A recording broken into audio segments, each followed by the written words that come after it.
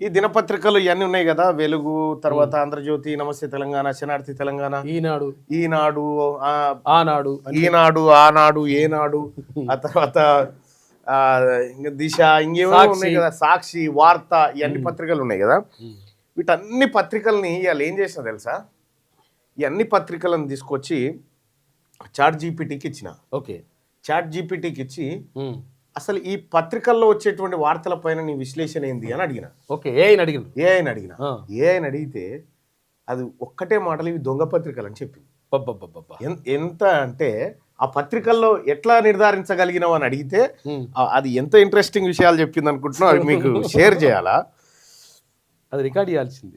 మళ్ళీ అడితే మళ్ళీ చెప్తుందా? ఈ పత్రికలలో వచ్చినటువంటి గ్రాఫ్లు వేసి ఇచ్చింది. ఇంకా ఇవి ఏమేమి చేస్తా ఉన్నాయి అనేది. అయితే ఈ పత్రికలు నేను అడిగింది ఏంటంటే, సో ఇందులో వాస్తవాలు ఈ వార్తాపత్రికలు ఎవరి ప్రయోజనాల కోసం పనిచేస్తున్నాయి, ఇందులో ఏమన్నా వెనకబడిన తరగతులు అంటే బీసీల ప్రయోజనం ఏమన్నా ఉందా, ఎస్సీ ఎస్టీలది ఏమన్నా ఉందా అని అడిగిన. నథింగ్ అని చెప్పింది. మనిషి అయితే అట్లా అబద్ధం చెప్తారు కానీ అదైతే ఉన్నది చెప్తుంది. ఈ పత్రికలు చేసినటువంటి దుకాణం చాలా ఇంట్రెస్టింగ్ దుకాణం ఇది. తెలుగు పత్రికలు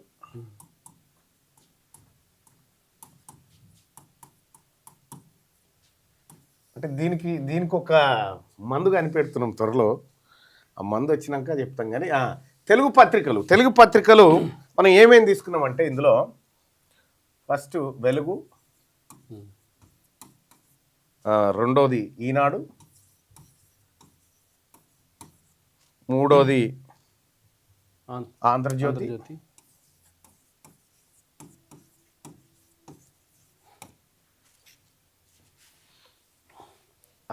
కాదు మూడోది దిశ అని రాసినాం. అంటే అది శాతాల వారికి ఇచ్చింది. దిశ, వార్త, ఆంధ్రజ్యోతి. మీరు రోజు పత్రికలు చదివేటోళ్ళు ఎవరైనా ఉంటే చూడరు, చాలా అద్భుతంగా ఉంటుంది. సాక్షి, నమస్తే తెలంగాణ. అసలు ఈ పత్రికల సంగతి ఏంది, ఈ పత్రికలు ఏం చేస్తూ ఉన్నాయి అని చెప్పి నేను చాట్ జీపీటీకి అడిగితే, చాట్ జీపీటీ చాలా చాలా ఇన్ఫర్మేషన్ ఇచ్చింది వీటి గురించి. అయితే దీంట్లో ప్రధానంగా ఈ పత్రికలు ఎవరి కోసం పనిచేస్తూ ఉన్నాయి మీ అందరికీ తెలుసు. ఈ వెలుగు దినపత్రిక మాల సామాజిక వర్గం ఎస్సీ, ఈనాడు కమ్మ, దిశ వెలమ, వార్త వైశ్య, ఆంధ్రజ్యోతి కమ్మ, సాక్షి రెడ్డి, ఇది వెలమ. సో ఇందులో బీసీల పత్రికలు లేవు కదా. ఈ బీసీల కాని పత్రికలు అంటే తెలుగు మీడియాలో ఏ బీసీల గతంలో వెలుగు అంతో ఇంతో నయం ఉండే, కానీ ప్రభుత్వంలో చేరినాక మారిపోయింది. కానీ సరే, ఇక అది ఎట్లా ఉండని, ఇవి ఓనర్ల కులం, ఈ పత్రికల పేర్లు. అయితే ఈ పత్రికలు ఒక్కొక్క పత్రిక ప్రజాశ్రేయస్సు కోసం, అక్షరమే ఆయుధం, అవును, పేదవాడి గొంతుక, ప్రశ్నించే ప్రతీక, ఈ అన్నీ రాసుకుంటున్నాయి కదా. ఈ నిజంగా ఏందిరా ఈ కథ అని తీస్తే చాట్ జీపీటీ లెక్క ఏం చెప్పిందంటే, వెలుగు దినపత్రిక బీసీల వార్తలు ఎంత రాస్తున్నాయి, పర్సంటేజ్, ఓసీల వార్తలు ఎంత రాస్తా ఉన్నాయి, పర్సంటేజ్లలో తీస్తే షాకింగ్ ఫ్యాక్ట్స్ ఏం దొరికినా. వెలుగు దినపత్రిక అవి కూడా ఏం రాస్తారు మళ్ళీ అనేది తర్వాత. వెలుగు దినపత్రిక బీసీలకు సంబంధించినటువంటి వార్త తన మొత్తం పత్రికలో 22%. బీసీ ఎస్సీ ఎస్టీ అంతా మొత్తం, బీసీ ఎస్సీ ఎస్టీలకు సంబంధించి 22%. ఎస్సీ ఎస్టీ అండ్ బీసీలకు సంబంధించింది. ఓసీలకు సంబంధించినటువంటి వార్తలు 78%. 78% వీళ్ళకి సంబంధించి. ఈనాడు అయితే ఇక తమాం అధ్వానం, కమ్మకమ్మగా ఉంటుంది. 20% మాత్రమే ఎస్సీ ఎస్టీలకు సంబంధించినటువంటి వార్తలు. పరిస్థితుల్లో ఇవి కూడా రాసేది. 80% వార్తలు ఓన్లీ ఓసీలకు సంబంధించినటువంటి వార్తలు. ఇక దిశ ఇంకా దిగజారిపోయింది. 18% వార్తలు ఎస్సీ ఎస్టీ బీసీలు అయ్యి 82% ఓసీలు అయ్యి.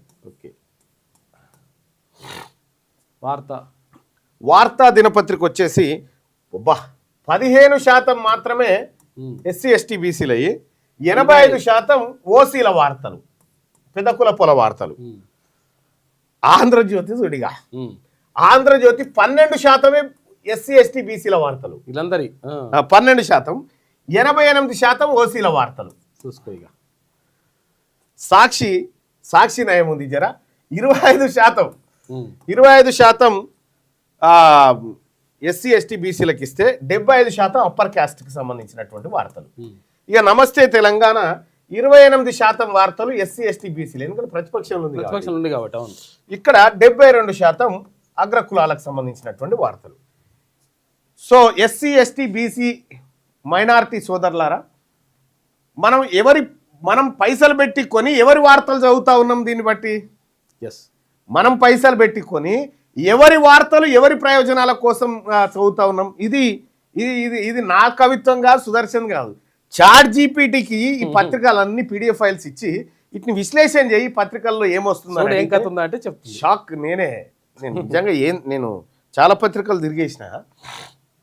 ఇంకో ఇది బీసీల కథ, బీసీ ఎస్సీ ఎస్టీల కథ.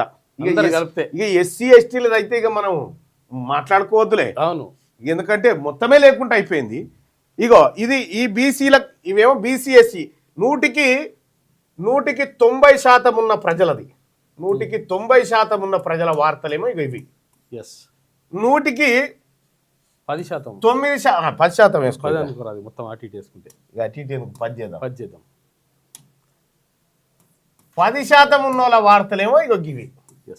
10% ఉన్నోని వార్తలేమో గవి, 100కి 90% ఉన్న వాళ్ళ వార్తలేమో గివి. సో ఇందులో కూడా మరి రాసినాం కదా బీసీలై, ఇంకేం చేస్తామా అని అంటే దాంట్లో వీళ్ళు ఏం రాసిరు బీసీలై అనేది కూడా కంటెంట్ చూసుకుంటే మనకు తెలిసిపోతుంది వాళ్ళు దేని గురించి. చాలా అద్భుతంగా ఉందన్న, ఇది భలే ఇచ్చింది. నేనే దీనికి ఇంత సీన్ ఎక్కడది అనుకున్నా. ఇంకో ఎన్ని పత్రికలు అప్లోడ్ చేసిన నేను చేస్తే మామూలుగా ఉండదు అది కదా. ఏ టెక్నాలజీ అట్లున్నది ఇప్పుడు.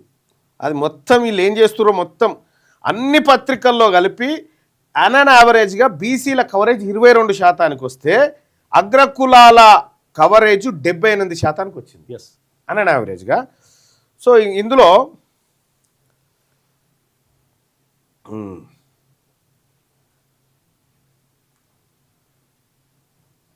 బీసీల వార్తలు ఏమేమి వచ్చినాయని చూద్దాం. బీసీల వార్తలు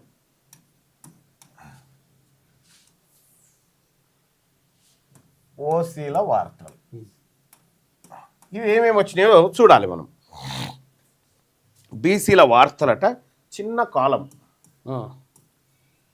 ఈ డబ్బులు ఉంటాయి కదా చిన్న కాలం, సింగిల్ కాలం వార్తలు చిన్నగా పేర్కొన్నారు అట్లా. రెండోది ఏంది, సమస్య కోణం. సమస్య ఉంటే తప్పదు కదా రాయాలి కాబట్టి. సమస్య కోణం అంటే అన్నదమ్ముల గొడవలు, పేరు చెప్పకుండా రైతులు ప్రజలు అనే పదాలు. ఓకే, వీళ్ళే పేరు చెప్పకుండా రైతులు ప్రజలు బాధితులు అట్లా బాధితులు ఇదంతా ఈ బ్యాచ్ అన్నట్టు. ఇవి బీసీలకు సంబంధించినటువంటి వార్తలు. ఈ అగ్రకులాలకు సంబంధించినటువంటి వార్తలు. ప్రధాన హెడ్లైన్, మెయిన్ హెడ్లైన్ అదే ఉంటాయి. ప్రధాన హెడ్లైన్. రెండోది పెద్ద ఫోటోలు. పెద్ద ఫోటోలు వేస్తారు, పెద్ద ఫోటోలు. అలిగిన పెద్ద ఫోటోనే, నవ్విన పెద్ద ఫోటోనే. ఈడనే ప్రజలు రైతులు ప్రజలు బాధితులు గుంపు. ఈడనే స్పెసిఫిక్ సీఎం, మంత్రులు, పార్టీ నేతలు, అంతే. ఇవి అగ్రకులాలకు సంబంధించినటువంటి. సో ఇవి దాదాపు 78% వార్తలు ఇగో ఈ సార్లే. మొత్తం ఈ చిన్న సమస్య కోణము, రైతులు ప్రజలు బాధితులు ఇలా కలిపి 22%. అది ఓకే, ఇవి వచ్చినాయి. ఇక ఓ రకంగా చెప్పాలంటే ఇదేమో బాధిత వార్తలు ఉన్నట్టు. బాధిత వార్తలు, బాధితులై ఎవరైతే బాధపడుతారో వాళ్ళే అన్నట్టు. ఇది నిర్ణయాధికారుల వార్తలు, పాలితుల వార్తలు అన్నట్టు. పాలకులకి ఇవి పాలకులై, ఇవి పాలితులై. నిర్ణయాధికార వార్తలు ఎవరు నిర్ణయిస్తారో వాళ్ళు లెక్క. ఇక ఇది మన పత్రికల కథ. ఇక ఇందులో ఫ్రంట్ పేజీలో ఫస్ట్ పేజీలో ఉన్న బీసీ వార్తల సంగతి ఏంది, దాన్ని విశ్లేషించమని అడిగితే ఇది ఏం చెప్పింది, క్లోజ్గా పెట్టు. లేవు, దాదాపుగా లేవు అని చెప్పింది. లేవు, దాదాపుగా లేవు అని చెప్పింది. అయ్యో జూమ్ చేసుకో. లేవు, దాదాపుగా లేవు అని చెప్పింది. ఓకే ఓకే రైట్గా. ఇంకొకటి బీసీల కింద లెక్కలోకి తీసుకుంటే బీసీల కోసం కనిపించిన వార్తలు: రైతులు సమస్యలు, భూమి, వరదలు, నష్టం, కూలీల ఇబ్బందులు, ధరలు, రోడ్లు, తాగునీరు, బాధలు, కష్టాలు, ప్రజల ఆందోళన, రైతుల ఆవేదన వంటి పదాలు. ఏవి బీసీల కాడ. బీసీల కాడ వీళ్ళు వాడిన పదాలు చూడు. బీసీల పదజాలం, ఓసీల పదజాలం. బీసీల కోసం మీ ఈ పత్రికలు ఎలాంటి పదాలు వాడుతున్నాయి, ఓసీల కోసం ఏం వాడుతా ఉన్నాయి. ఇగో భూమి, వరదలు, నష్టం, కూలీలు, ఇబ్బందులు. బీసీల కోసం పత్రికలు రాస్తున్నటువంటి వార్తలు ఇవి, పదాలు ఇవే. ధరలు, రోడ్లు, తాగునీరు. అసలు ఇవి కూడా రాకపోతే 22% కూడా ఉండకపోతుండే. ఇంకొకటి ప్రజల ఆందోళన,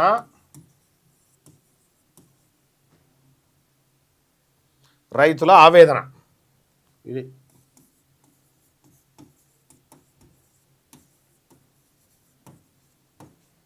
రైతుల ఆవేదన. ఇవి బీసీల కోసం ఈ పత్రికలు ఇలా రాసుకొచ్చినటువంటి. ఇక ఫస్ట్ పేజీలో లేని అత్యంత కీలకమైనవి. ఇక ఇంకా పెట్టు, ఇది చూపిస్తుంది చూడు. ఫస్ట్ పేజీలో లేని అత్యంత కీలకమైనటువంటి అంశాలను కొద్దిగా క్లోజ్గా చూడు. బీసీ నేతల రాజకీయ నిర్ణయాలు లేవు, బీసీ రిజర్వేషన్లు జనగణన అంశం లేదు, బీసీ రాజకీయ డిమాండ్లు లేవు, బీసీ ఎమ్మెల్యేలు మంత్రుల పాత్ర లేదు, బీసీ సంఘాల రాజకీయ ప్రకటనలు లేవు. ఓకే, ఇంకేమున్నాయి ఇక్కడ? ఇవి లేవు. ఇక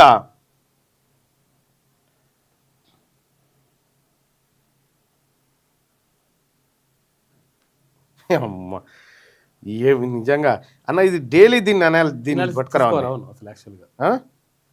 దీన్ని డైలీ ఏం చేయాలంటే ఈ పత్రికల భాగవతం బయట మనుషులు అయితే అబద్ధం చెప్తారు, చెప్పదు కదా, ఉన్నట్టు చెప్తుందా ఏ టెక్నాలజీ.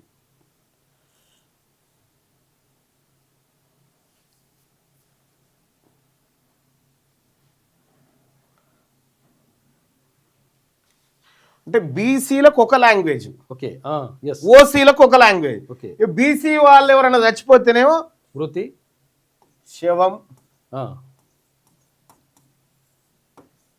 మృతి అనేది తర్వాత, మృతి తక్కువనే. ఇంకా శవం, బీసీ వాడు చచ్చిపోతేనేమో శవం, పార్థివ దేహం. ఇదేమో పార్థివ దేహం అవుతుంది. ఇది పార్థివ దేహం, పార్థివ దేహం. పార్థివ అంటే ఏదో అర్థం కాదు, దేహం అంటే దేహం అంటే. పత్రికలు బీసీ వాళ్ళకు ఏ విధంగా రాస్తాయి, ఈ పేద వర్గాలకి, ఈ బీసీ ఎస్సీ ఎస్టీ వాళ్ళు చచ్చిపోతున్న శవం, డెడ్ బాడీ, శవాన్ని అక్కడి నుంచి తరలించారు. డెడ్ బాడీని ఆయన పార్థివ దేహానికి అవి వేసి అధికారిక లాంఛనాలతో ఇదేమో పూడ్చిపెట్టిరు, శవం పూడ్చిపెట్టిరు, డెడ్ బాడీ తీసుకుపోయారు. అదేమో అట్లా అన్నట్టు. ఈ పత్రికలు, మీడియా సంస్థలు, అరే ఇది వాళ్ళది శవం అవుతుంది, వాళ్ళది పార్థివ దేహం అవుతుంది. అందుకని శ్రీశ్రీ ఏమంటాడంటే అప్పుడు చెప్తాడు అన్నట్టు, కట్టుకథలకు పెట్టుబడులకు పుట్టిన విషపుత్రికలు ఈ పత్రికలు అంటాడు. కట్టుకథలకు పెట్టుబడులకు పుట్టిన విషపుత్రికలు ఈ పత్రికలు. వాళ్ళ కోసమే రాసుకుంటే అవి. మరి అవి పైసలు పెట్టుకొని మన కోసం మన కోసం ఎందుకు రాస్తారు? అయితే కాకపోతే ఏంటంటే దానికి ట్యాగ్ లైన్లు ఉంటాయి అన్నట్టు. Yes. అక్షరమే ఆయుధం, ఆయుధమా ఇటువంటి అన్ని ప్రజాపక్షం మా లక్ష్యం, ప్రజాపక్షం మా లక్ష్యం, అక్షరమే ఆయుధం, ఆయుధం ఇవన్నీ ఉంటాయి. ఈ చూస్తే మీరు ప్రజలారా చాట్ జీపీటీ ఓపెన్ చేసి ఈ పీడిఎఫ్లు అన్ని అప్లోడ్ చేసి ఈ పత్రికల సంగతి ఏందని అడుగురి. ఇంకా నయ్యవు. అప్పుడు ఈ పత్రికలలో లేనప్పుడు మనకు ఫేస్బుక్, తర్వాత వాట్సాప్, సోషల్ మీడియా, ట్విట్టర్ లాంటివి వచ్చినాయి కాబట్టి Yes. మనకు చాలా ఏది ఇంతో రాస్తున్నాయి ఇవి కూడా. రాసుడు కాదు అందులో వస్తే చదిపోతాయి అని రాస్తాయి. రాస్తే తప్పదు కాబట్టి. అయితే రెండో విషయం ఏంటంటే ఈ పత్రికలకు సంబంధించినటువంటి భాగవతం అంతా సోషల్ మీడియా వచ్చిన తర్వాత బయటపడింది. Yes, yes. ఇప్పుడు వీళ్ళు ఎంత రాస్తున్నారు ఏం కథ అనేది అనాలిసిస్ చేయాలంటే కష్టం కదా. దేవుని పుణ్యాన ChatGPT, Grok, Yes. Gemini ఇటువంటివి వచ్చినాయి. దీంతో అలా వారేసి దీని సంగతి ఏందో స్కాన్ చేయమంటే మొత్తం స్కాన్ చేసి పక్షపాతం ఉండదు అందులో. నీ సైడ్ చెప్పాలి, నా సైడ్ నీ సైడ్ నా సైడ్ లేదు, రూల్ లేదు దానికి. ఓసీల గురించి వాడేటియో అవి పార్థివ దేహాలు. ఇది ఇగో ఓసీల గురించి పర్యటన సంప్రదింపులు,